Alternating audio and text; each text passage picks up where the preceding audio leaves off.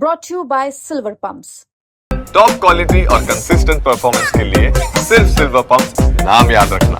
Temper मेरे बच्चे को अगर दवा दे देते वो तो मेरे बच्चे मेरे पास होते यार।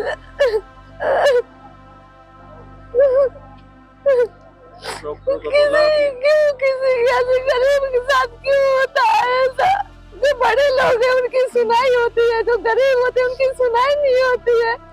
क्योंकि हम गरीब, हमारे पास पैसा नहीं है तो हमारी नहीं सुनाई हो सकती। यहाँ वेंटिलेटर नहीं मिला, कम से कम 8-9 घंटे तक ऐसे मेरे बच्चे को उठा के रखा। तो आपने कहा डॉक्टर को वेंटिलेटर बोला है? हाँ कहा। रोती बिलखती इस माँ को सुनिए जो कह रही है कि अगर वेंटिलेटर समय पर मिल जाता तो उनकी बच्ची जिंदा होती। हम गरीब हैं तो हमारी सुनवाई कौन करेगा? बिलख बिलख कर रो रही इस माँ को सुनकर सबका कलेजा रुंध गया होगा। आपको बता दें कि रोहतक पीजीआई में 1 साल की मासूम बच्ची प्राशिता को 9 घंटे से भी ज्यादा वक्त तक वेंटिलेटर नहीं मिला तो बच्ची ने तड़प तड़प कर दम तोड़ दिया। ये परिवार मध्य प्रदेश से ताल्लुक रखता है। बच्ची प्राशिता के पिता पवन हर बार अपने पिता और पत्नी के साथ सोनीपत में दिहाड़ी मजदूरी का काम करते हैं और सोनीपत में ही किराए पर कमरा लेकर रहते हैं। पवन की 1 साल की बेटी प्राशिता 31 मई को टब में डूब गई थी तो दोपहर 12 बजे के करीब इस बच्ची को लेकर परिवार के लोग सबसे पहले सोनीपत के सिविल अस्पताल में पहुंचे। बच्ची के परिजनों ने बताया कि जब बच्ची को वहां लाया गया तो उसकी सांसें चल रही थी। यहाँ वे बच्ची को एडमिट करने के लिए कहते रहे लेकिन डॉक्टरों ने उनकी बात नहीं सुनी। उनको वहां वेंटिलेटर नहीं मिला तो रोहतक पीजीआई के लिए रेफर कर दिया गया। दोपहर 2 बजे वे रोहतक पीजीआई पहुंचे तो यहाँ भी डॉक्टरों ने कहा कि किसी बड़े डॉक्टर की सिफारिश लेकर आओ तब जाकर वेंटिलेटर मिल पाएगा।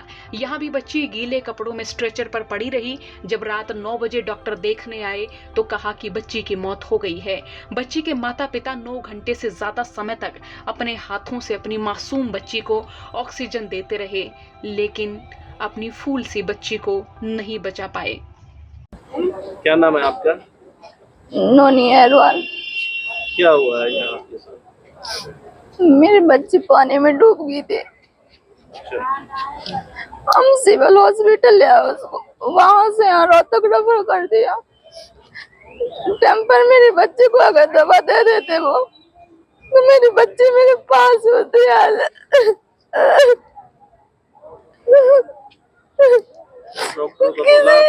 किसी ऐसे गरीब के साथ क्यों होता है ऐसा? हम गरीब हैं तो गरीब की सुननी नहीं चाहिए क्या? जो बड़े लोग हैं उनकी सुनाई होती है, जो गरीब होते हैं उनकी सुनाई नहीं होती है। क्योंकि हम गरीब, हमारे पास पैसा नहीं है तो हमारी नहीं सुनाई हो सकती। तुम्हें सरकार ने रखा है तो तुम गरीब की मदद करो। तुम्हारे लिए जनता सब बराबर होने चाहिए लेकिन ऐसा नहीं है।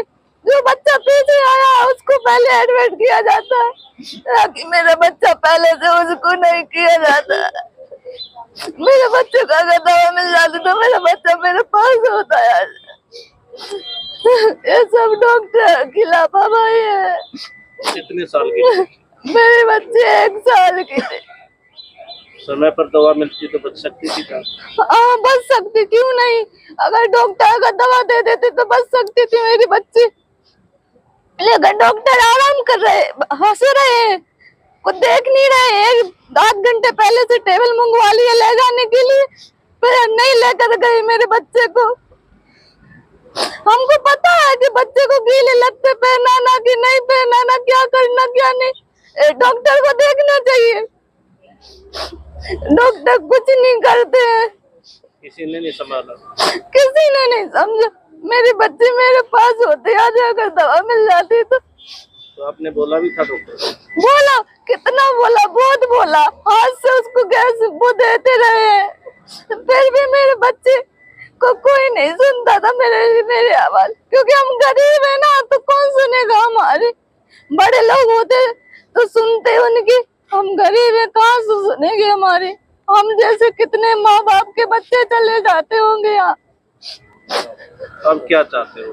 हम यही चाहते हैं हमको इंसाफ मिले। मेरी दोनों छोरी है, वो हम नीचे वाले कमरे में थे, मेरे माँ पिताजी भाई हैं वो ऊपर वाले कमरे में थे। तो मैं सोचा कि मेरे पापा इनके साथ चले गए, वो सोचे कि मेरे साथ हैं।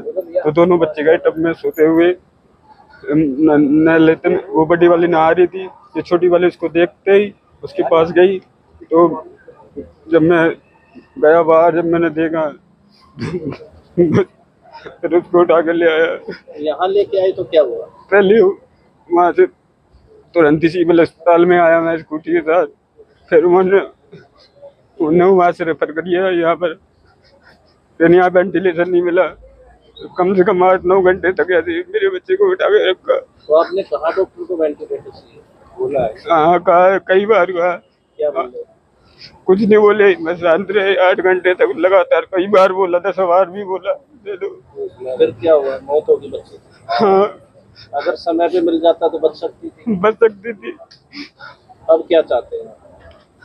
मैं यही चाहता हूँ कि मेरा बच्चा तो चला गया, पर आइंदा किसी गरीब भी या किसी का बच्चा ना हो कैसे वो उसको मिलना चाहिए। जो सुविधा सरकार दे रही है तो गरीब के लिए तो उसको मिलना चाहिए। तो जो डॉक्टर थे उन्होंने प्रॉपर संभाल की है? मेरे हिसाब से तो नहीं। बच्ची की मां ने रोते हुए बताया कि वो कितने घंटों तक डॉक्टरों से मिन्नतें करते रहे, लेकिन उन्हें वेंटिलेटर नहीं मिला। आखिर में मासूम की मौत हो गई। तो वहीं पीजीआई रोहतक के निदेशक ने इस मामले में अपना पल्ला झाड़ते हुए कहा कि जो बच्ची सोनीपत से आई थी वो पहले ही ब्रेन डेड थी। बच्ची को पंपिंग सिस्टम के साथ धड़कन लाने का प्रयास किया जा रहा था, लेकिन बच्ची की धड़कन आ रही थी, कभी जा रही थी। डॉक्टर पूरी मॉनिटरिंग कर रहे थे, लेकिन जैसे ही वेंटिलेटर उपलब्ध हुआ तो बच्ची को उस पर रखने की तैयारी कर रहे थे कि तभी बच्ची की दोबारा धड़कन चली गई, और जब काफी कोशिश की गई तो तब धड़कन नहीं आई तो उसे मृत घोषित कर दिया गया।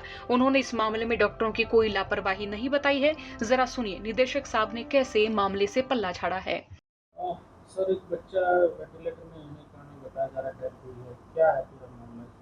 पीजीआई की तरफ से क्या कार्रवाई? ये मेरे संज्ञान में जैसे ही आया था तो मैंने इसके बारे में पूरी पूछताछ की है। बच्चा बेसिकली सोनीपत के किसी गांव से बिलोंग करता था, जहां वो डूबने की घटना हुई।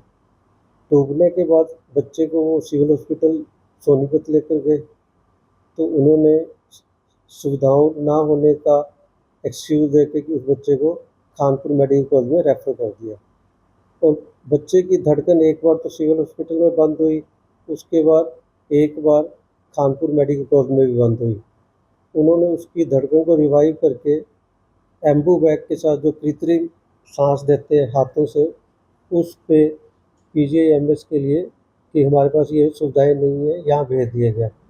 जबकि मेरे जो संज्ञान में है, इन दोनों जगह पे ये सुविधाएं उपलब्ध है, गवर्नमेंट द्वारा करवाई गई है। और इस स्थिति में बच्चे को ट्रांसफ़र करना भी खतरे से खाली नहीं होता, और रास्ते में भी बच्चा दम तोड़ सकता था।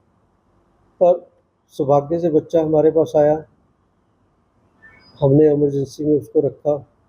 उसके लिए क्योंकि उन्होंने हमारे से ये कंफर्म नहीं किया कि हमारे पास वेंटिलेटर अवेलेबल है नहीं है, बच्चे को जस्ट उनको देकर कि भाई ये सेंटर में ले जाओ, आपका इलाज हो जाएगा, हमारे पास ये सुविधा नहीं है, तो वो ले आए।